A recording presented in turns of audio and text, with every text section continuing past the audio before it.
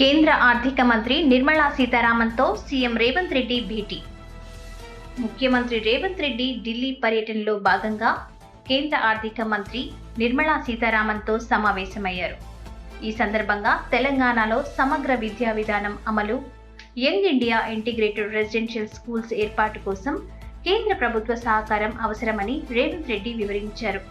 ఈ విద్యా విధానం అమలుకు సుమారు 30,000 కోట్ల రూపాయలు ఆర్థిక వ్యయం అవసరమని, దీనికి ప్రత్యేక ప్రయోజన కార్పొరేషన్ ద్వారా రుణాలు సేకరించే ప్రయత్నంలో ఉన్నామని తెలిపారు.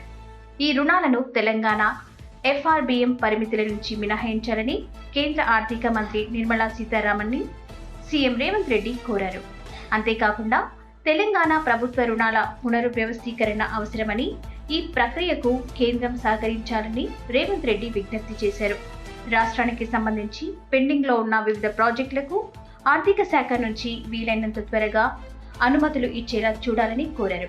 ఈ సమావేశంలో తెలంగాణ ఎంపీలు మల్లు రవి, బలరాం నాయక్, చామల కిరణ్ కుమార్ రెడ్డి, కడియం కావ్య, గడ్డం వంశీకృష్ణ పాల్గొన్నారు.